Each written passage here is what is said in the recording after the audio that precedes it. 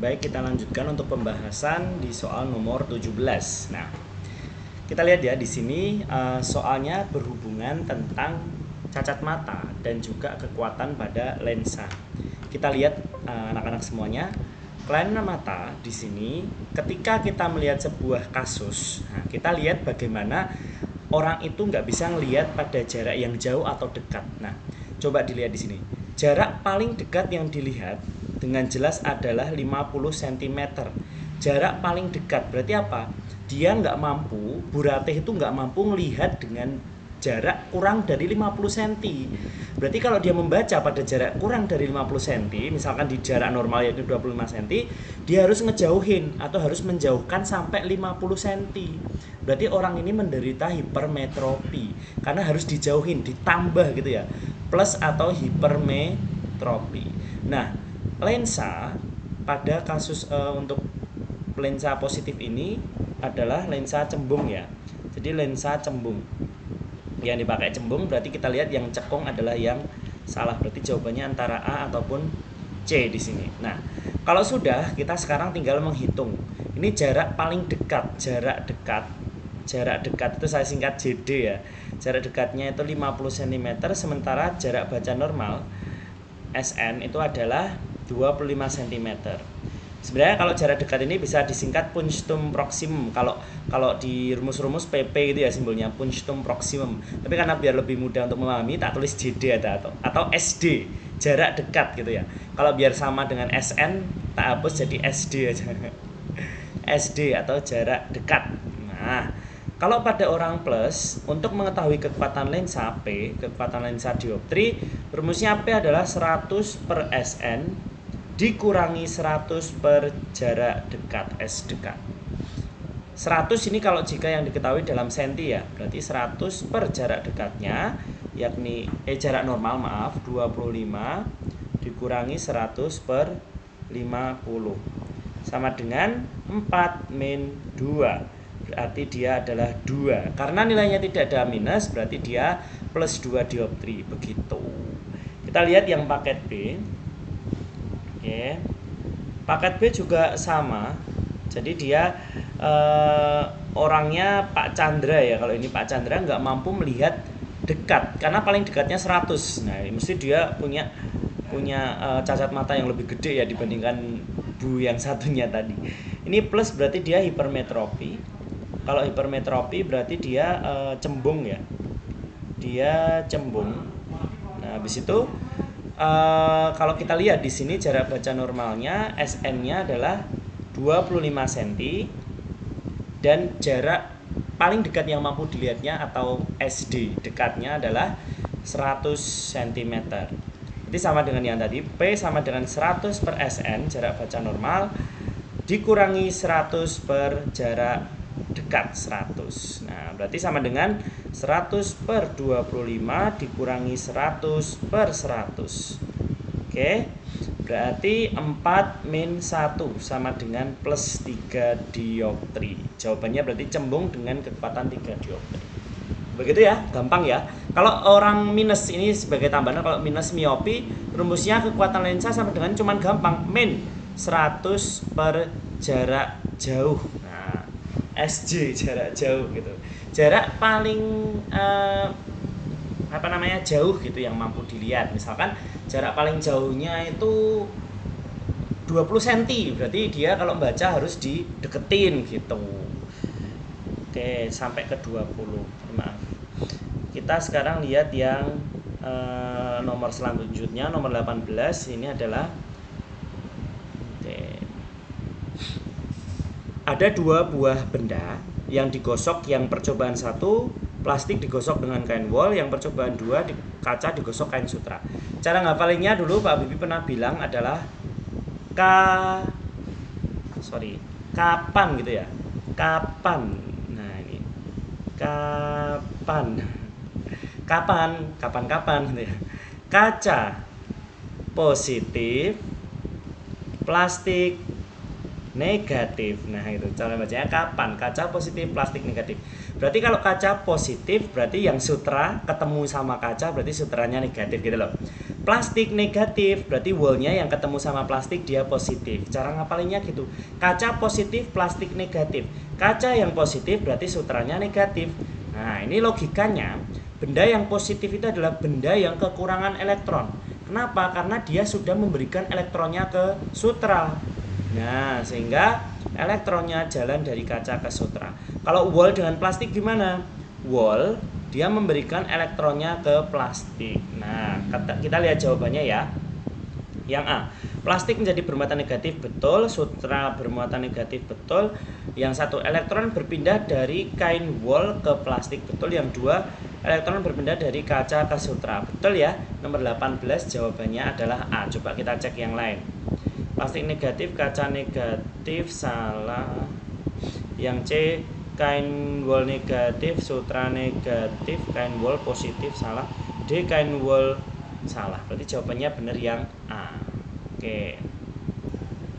Sekarang kita lihat yang paket A. Rambut sisir. Sama kayak tadi, kapan? Sisir plastik, pokoknya plastik, balon karet. Oh ya, plastik, balon, ini, karet, ebonit. Nah, dia memiliki kesamaan ya, kesamaan. Jadi ketika dia bertemu dengan segala macam jenis rambut, jadi semacam kain wol, rambut, pokoknya apapun yang terbuat di rambut, dia akan cenderung melepaskan elektron sehingga rambut akan cenderung melepaskan elektron sehingga balon, sisir dan lain sebagainya akan cenderung bermuatan negatif. Sehingga di sini rambut plastik tadi, plastik berarti dia bermuatan negatif, kan pan plastik negatif, balon juga negatif, sehingga sweater di sini positif, rambut positif. Artinya apa? Rambut memberikan elektron ke sisir plastik dan sweater wool memberikan elektron ke balon. Kita lihat jawabannya. Coba yang A. Sisir plastik bermuatan, harus geser ke bawah ya. Sisir negatif betul, balon negatif betul, elektron berpindah dari mana itu? Plastik ke rambut, salah yang A. Yang B, sisir negatif betul, balon negatif betul. Yang B, elektron berpindah dari rambut ke sisir betul, dari sweater ke wol, sweater wol ke balon betul. Berarti jawabannya yang B. Oke. Lanjut untuk nomor 19. Nah ini, resistor mempunyai sifat menghambat arus listrik. Nah ini, resistor fungsinya untuk membagi arus listrik atau tegangan gitu ya. Oke. Untuk membagi arus listrik, resistor disusun secara paralel, jelas ya, karena sesuai hukum Kirchhoff bahwa arus yang masuk sama dengan arus yang keluar. Sekarang kita lihat di sini, yang ditanya adalah kuat arus yang mengalir pada rangkaian sebelum terbagi. Kalau rangkaian pada kuat arusnya sebelum terbagi, berarti sama aja kuat arus total. Berarti yang dicari adalah I-nya berapa. Ini gampang sekali ya. Jadi I sama dengan V per R, karena dari rumus V sama dengan I kali R. V totalnya, V-nya sudah ketemu 8 volt, tapi R totalnya kita masih belum tahu, maka kita mencari hambatan pengganti pada sebuah rangkaian di sini. Nah, R totalnya di sini kita mulai, yang pertama adalah dengan menserikan R2 dan R3. Nah, pertama R seri R2 dan 3 di sini adalah 40 ditambah 20 sama dengan 60 ohm. Langkah kedua, kita memparalelkan R23 dengan R1 menjadi 1 Rp sama dengan 1 R1 ditambah 1 R23. Nah, sehingga ini 1 R1-nya 40, R23-nya tadi 1 60. Nah, yuk. Berarti jadikan per 120 semua ya. Yang ini dikali 3, yang ini dikali 2. Sehingga 1 R paralel sama dengan 5 per 120. Nah, R paralelnya berapa? R paralelnya kita balik jadi 120 per 5. 120 bagi 5 adalah 24 ohm. Nah, R totalnya sekarang tinggal 24 ditambah 15 ditambah hambatan dalam baterai. Sehingga jumlahnya adalah di sini 16 tambah 24 adalah 40 ohm. Nah, itu udah ketemu R total. Langsung I sama dengan V total 8 volt dibagi R total 40 ohm sama dengan 8 bagi 40 itu 1/5. 10 bagi 5 sama dengan 0,2 ampere. Jawabannya adalah yang A. Itu yang paket apa ini? Paket lupa. Sekarang kita lihat yang paket B. Ya. Paket B di sini sama, cuman angkanya berbeda. Sama dengan tadi yang kita cari adalah arus totalnya V per R. Kita lihat sekarang R12-nya, berarti seper RP langsung saja ya. Seper RP sama dengan seper R12, di sini 60 ditambah seper 40 sama dengan yang tadi dibagi 120. Ini 2 ditambah 3 gitu ya. Sorry, ini ada kecoret. 2 ditambah 3 sehingga sama dengan 5 per 120. Lalu untuk mencari R paralel berarti 120 dibagi 5 sama kayak tadi 24 ohm. Nah kalau sudah, kita sekarang menentukan R totalnya. R totalnya berarti 24 ditambah 15 yang R4 ini ditambah hambatan dalamnya 1 sama dengan 40 ohm. Sama kayak yang tadi, tapi bedanya adalah di V-nya saja di sini. V totalnya adalah 12 dibagi 40, berarti sama dengan kita bagi dengan 4, 3 per 10 atau sama dengan 0,3 ampere. Jawabannya yang A. Begitu ya, mudah ya anak-anak semuanya untuk listrik dinamis, karena ini yang dicari hanya arus total, belum arus pada cabang. Oke, nah apalagi yang nomor 20 ini ya. 20 ini kalian pasti bisa ini, karena hanya mencari daya dan juga mencari energi listrik. Nah nanti energi listriknya digunakan untuk mencari biaya listrik. Nah nggak usah diedit aja. Caranya adalah dengan mencari energi listrik. W sama dengan P kali T atau daya dikalikan dengan waktu. Nah sekarang kita lihat dayanya, jumlahnya berapa, rata-rata pemakaiannya. 5 kali 20 kali 10 berarti di sini adalah 1000 watt hour gitu ya, atau watt jam. Lalu yang di sini 150 kali 5 itu 750. Ya, 750. Yang tengah ini 250, yang terakhir adalah 350 dikali 6 itu 2100. Nah, kita tinggal jumlahin semuanya saja. Jadi 2100 ditambah 250 ditambah 750 ditambah 1000, jadinya adalah 4100 watt hour. Nah, jika harga penggunaan listrik adalah 1500 per kWh, berarti 1500 itu per kWh. Kita harus ubah 4100 itu menjadi kWh, berarti kita bagi 1000 kWh. Nah, kalau sudah ini baru sehari ya anak-anak, baru sehari. Berarti kalau sebulan berapa? Sebulan berarti sama dengan 4,1 listriknya. Dalam 1 kWh-nya 1500, kita kali 1500. Dalam 1 bulan kita kali 30. Berarti 4,1 dikali 1500 dikali 30. Hasilnya adalah 184.500 rupiah. Jawabannya adalah yang C. Nah, untuk yang paket A, kita lihat ini hampir sama juga ya.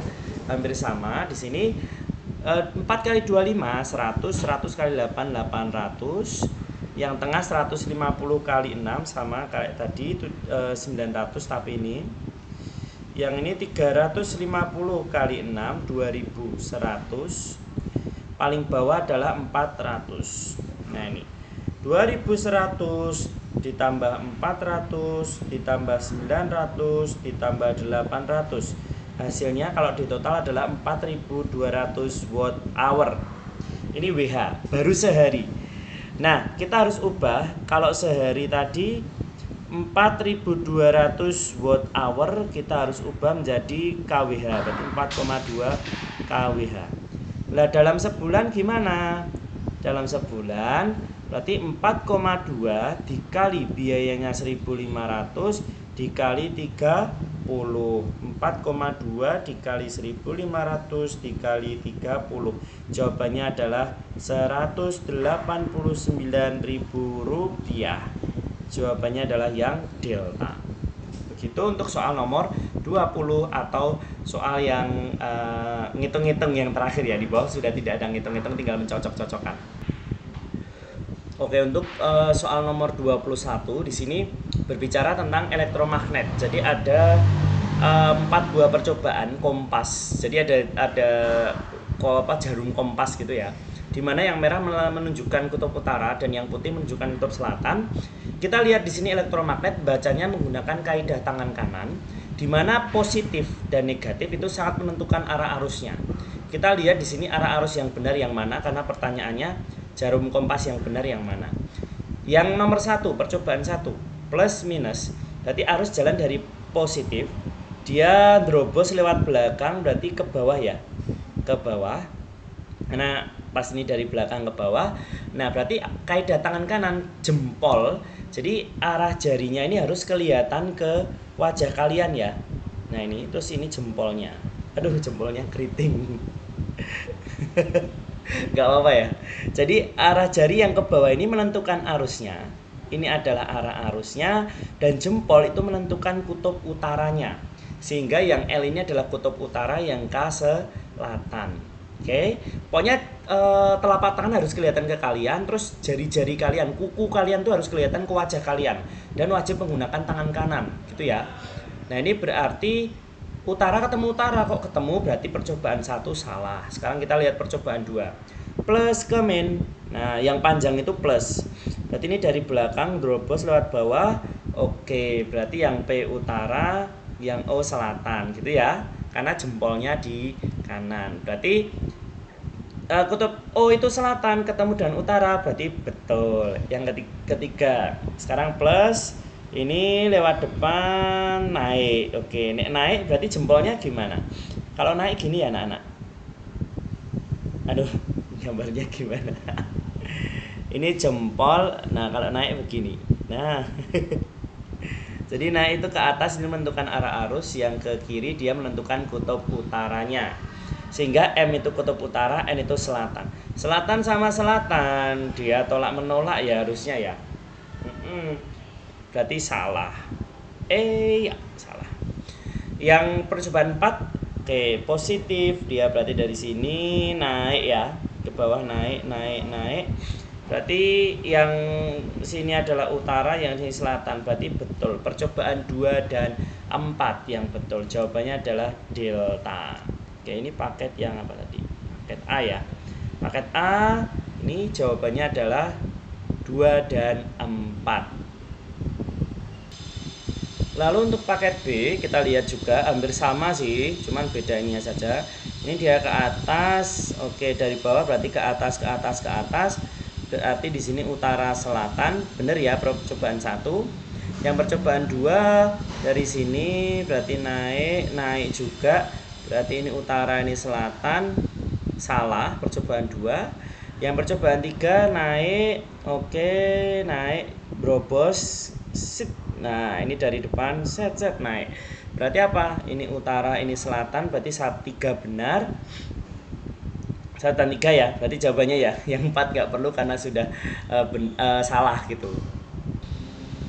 Oh, mohon maaf. Sorry. Salah. Ini kita tidak melihat apa namanya? Ininya ya. Yang ketiga salah ini. Oh, saya nggak fokus lagi. Yang benar itu yang keempat ini. Setelah saya simak loh, kok aneh gitu. Ternyata ini, mohon maaf ya. Jadi ini positifnya dari sini, woi. Nah, positifnya ke kanan. Berarti ini ke bawah. Kalau ke bawah berarti yang N di sini adalah utara, yang ini selatan. Berarti 3 salah. Yang keempat ini yang betul. Yang keempat betul, ini naik. Nah, ini baru ke bawah. Berarti mana? Yang ini utara, yang ini selatan. Betul. Berarti jawabannya 1 dan 4. Mohon maaf ya. Sekarang kita lanjut ke nomor lanjut 22. Nah, ini trafo. Di sini kita menggunakan prinsip perbedaan jumlah lilitan. Oke, di sini kita menggunakan jumlah lilitan sebagai perbandingannya, dan juga besar tegangannya. Kita tahu bahwa pada trafo itu jumlah tegangan, perbandingan tegangan itu sebanding dengan jumlah lilitannya. Jadi Jumlah lilitan NP per NS sama dengan VP per VS. Berarti perbandingannya harus sama. Artinya apa? VP banding VS itu nanti harus sama dengan NP banding per NP banding NS. Nah, harus sama. Sekarang kita lihat, harus teliti untuk melihat soal nomor 22 ini. Richard akan mengoperasikan peralatan bertegangan 220 volt di rumahnya. Dengan tegangan listrik yang terstandar di rumahnya adalah 110 volt. Peralatan berarti kalau peralatan dia sudah merupakan output. Nah, peralatan itu ciri dari output. Tegangan terstandar di rumahnya itu adalah input. Nah, berarti V primernya, tegangan primernya di rumah itu adalah 110 volt. Sementara V sekunder di peralatan atau outputnya itu adalah 220 volt. Sehingga VP banding VS sama dengan 110 banding 220. Artinya apa? Berarti 1 banding 2. Berarti kita harus mencari yang perbandingan NP dan NS-nya juga 1 banding 2. Sekarang kita lihat yang 1 ya. Yang nomor 1, primernya 2400, sekundernya 1200. Berarti 1 banding 2 bukan? Bukan. Ini 2 banding 1, berarti 1 salah. Yang nomor 2, 400 banding 800, berarti 1 banding 2. Betul ya nomor 2.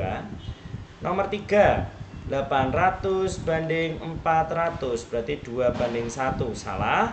Yang keempat, itu adalah 1200 banding 2400, berarti 1 banding 2. Betul. Berarti jawabannya adalah delta 2 dan 4. Begitu anak-anak semuanya. Berarti kita harus cari perbandingan yang sama dengan V-nya. Jangan sampai kebalik ya output dan inputnya. Oke, kalau untuk soal paket A di sini kita harus cari peralatan listriknya itu 12 volt. Berarti VS-nya 12 volt. Tegangan listrik di rumahnya VP-nya adalah 240 volt. Berarti VP banding VS adalah 240 volt banding 12. Berarti VP banding VS adalah, kita bagi 12 semuanya, 20 banding 1. Kita cari yang 20 banding 1 yuk. Yang pertama 2400 banding 120, coret-coret sama kayak yang atas, berarti 20 banding 1, berarti nomor 1 benar. Nomor 2 kebalik ya, nomor 2 itu 120 banding 2400. Nah, kebanyakan ini berarti 1 banding 20. Salah. Nomor 3, nah ini nomor 3 ini adalah coret-coret 1 banding 20. Itu ya, salah. Yang ini coret-coret 20 banding 1, berarti jawabannya adalah 1 dan 4. Sama 1 dan 4 juga jawabannya bebek. Oke. Nomor 23 di sini adalah lambang atom ya. Dimana X, A, Z gini ya. Nah, Z nomor atom, A nomor massa. Namanya juga nomor massa. Nomor massa berarti yang jumlahnya lebih banyak. Wong massa. Massa ini abot gitu ya. Massa itu berat. Nah, maksudnya bukan berat dalam artian berat dalam fisika loh ya, tapi kan massa gitu kan, kita bayanginnya kayak berat gitu. Berarti yang lebih banyak gitu. Kalau nomor atom dia menentukan jumlah elektronnya. Kalau nomor massa itu menentukan jumlah proton dan neutronnya, atau di sini adalah inti atomnya. Sekarang kita lihat di sini adalah nitrogen. Nah, kalian harus hafalan ya ini. Nitrogen tuh lambangnya adalah N ya. N besar. Kayak kalau kalian bayangin misalkan nitrogen oksida, NOx, NO2 dan lain sebagainya, itu kan berarti N gitu ya. Jadi ini adalah simbolnya N, berarti yang C dan D jelas salah. Nah, sekarang A itu nomor massa. Kalian nggak perlu membaca, ini pun udah bisa jawab sebenarnya. A nomor massa yang banyak, Z nomor atom yang sedikit karena menentukan jumlah elektron. Berarti jawabannya adalah yang B, N14 7. Ya, karena yang 14 ini nomor massa. massa kan lebih banyak jumlahnya gitu loh. Yang ini elektronnya, nomor atomnya berarti lebih sedikit. Jawabannya yang B, tanpa perlu kita menghitung jumlah buletannya sebenarnya sudah bisa ini betul. Begitu juga dengan yang nomor 23 pada paket selanjutnya. Ini karbon itu C ya, bukan Ca, karena Ca itu kalsium. Kalau karbon itu C, kayak kalian ngingetin CO2, karbon dioksida gitu-gitu kan. Ini juga sama, XZA, XAZ. Maaf, XAZ. A, massa gitu. Nomor massa, berarti nomor massa dia yang banyak jumlahnya. Jadi kebalikan ya, bukan A yang atom ya. A itu yang nomor massa, Z itu yang nomor atom. Berarti banyak. Sekarang berarti yang kalau AZ, XAZ ini massa yang jumlahnya banyak. Berarti C adalah 12 sama 6. Jawabannya yang A. Oke. Lanjut untuk soal nomor 24. Nah, ini kita sudah mulai ke biologi. 24. Bunglon merupakan bla bla bla bla bla bla bla. Bacaannya banyak sekali. Ciri makhluk hidup yang sesuai dengan artikel kita harus mencocokkan. Bunglon bersembunyi, terutama kemampuannya merubah warna kulit. Nah, kita harus ini ya, kita harus garis-garis bawahi ciri makhluk hidup yang sesuai di artikel tersebut. Nah, menangkap dan mengkonsumsi mangsanya, gitu, ini juga ada dan lain sebagainya. Oke, sekarang kita lihat di sini. Hewan tersamarkan, adaptasi ya berarti ya. Di sini yang paling cocok untuk terlihat di sini adalah kalau respirasi itu bernafas, dia nggak kelihatan dalam bacaan ini, yang paling menonjol gitu saja. Terus iritabilitas itu peka terhadap rangsang. Kalau mimikri itu lebih ke arah dia berkamuflase di situ untuk makan dan juga untuk melindungi dari predator gitu ya. Jadi mencari tempat hidup supaya tidak lihat, tidak mengenai mangsanya, karena tersamarkan lebih ke arah dia mencari mangsa gitu ya. Berarti dia adaptasi dan sebenarnya memerlukan nutrisi. Coba kita lihat benar apa enggak. Karena kalau kita lihat di sini, dia untuk memangsa dan juga agar hewan lain tidak mengenali mangsanya, tersamarkan dan lain sebagainya, ini berarti kan dia lebih ke arah dia adaptasi terhadap lingkungannya supaya tidak dikenai mangsa dalam saat proses dia makan gitu. Berarti jawabannya lebih tepat yang C. Berkembang tidak ada kelihatan berkembang, ekskresi apalagi dia tidak ada bacaan yang membuang zat sisa gitu ya. Ekskresi itu kan membuang zat sisa, respirasi bernapas. Jadi jawabannya adalah yang C. Yang paket A, nah ini kita lihat paus dan lumba-lumba. Jadi makhluk hidup yang sesuai adalah paus dan lumba-lumba menekan paru-paru pertukaran oksigen. Jelas ini adalah respirasi. Kita garis bawahi respirasi. Dengan cara tersebut paus memperoleh tarikan, menghemat energi sebanyak memperlambat denyut jantung, potensi penuh dalam 1 kali pengambilan udara, mengikat oksigen. Bertugas harus mengontrol, paus dapat mengontrol ketika mereka harus mengambil oksigen ke permukaan air dan menahannya. Paus menghemat energi. Dari bacaan ini adalah mengatakan bahwa dia tuh bernafas harus keluar air, terus menghemat udara yang mereka ambil kayak gitu, terus di bawah air, terus ada mekanisme tubuh dia yang mampu bertahan kayak gitu.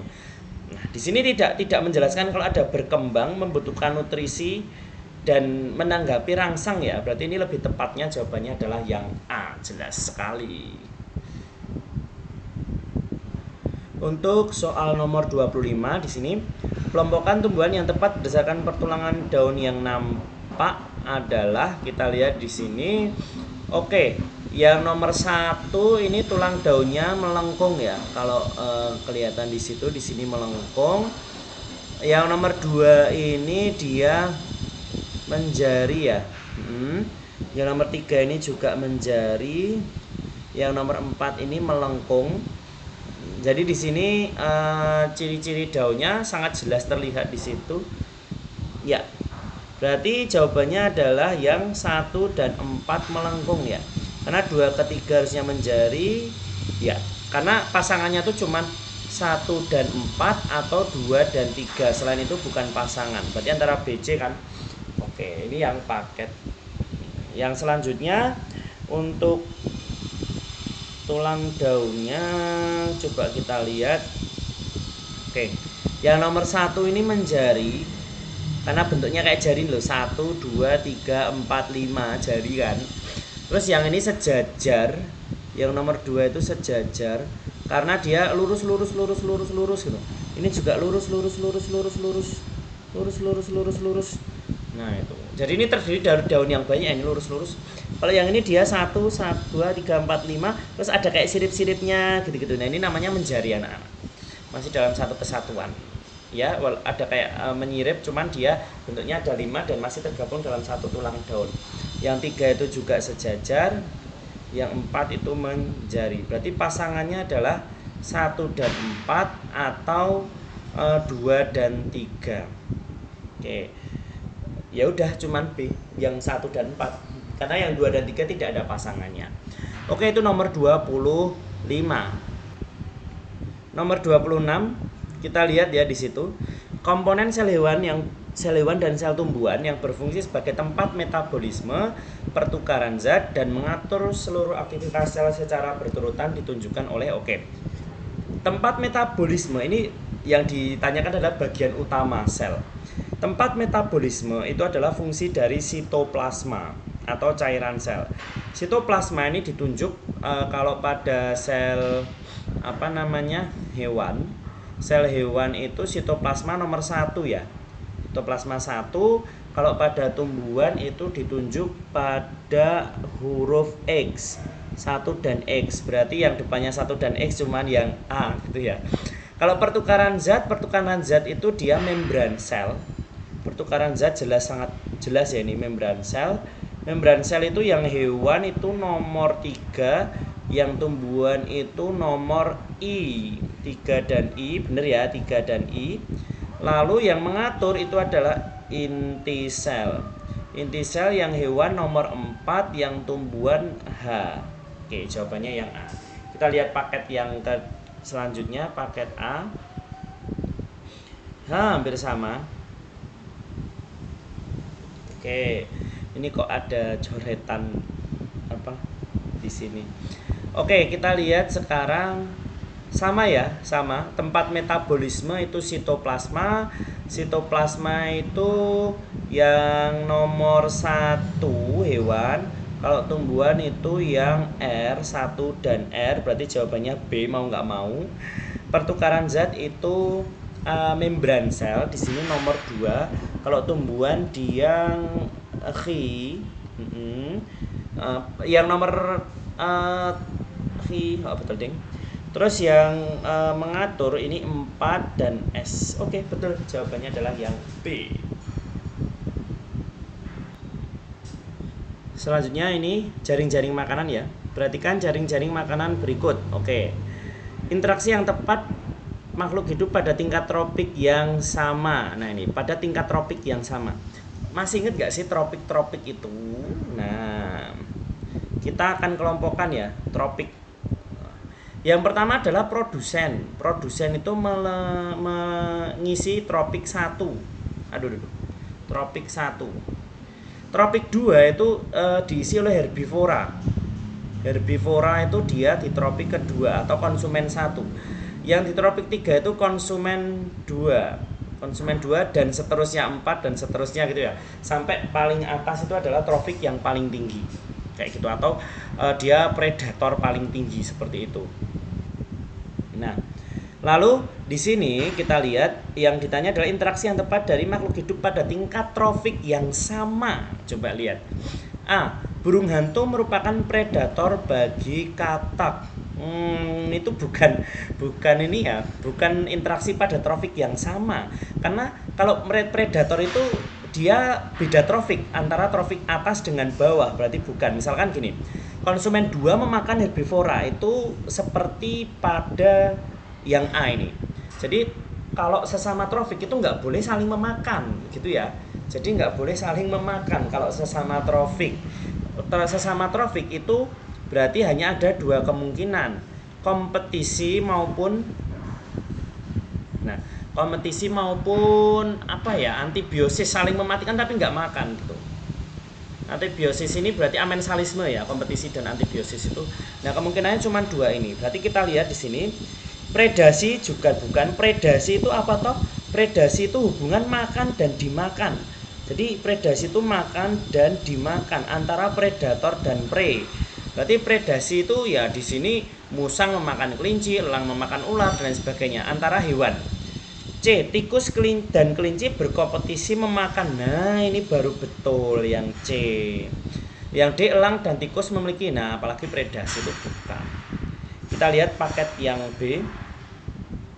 Oke, gambarnya gede banget.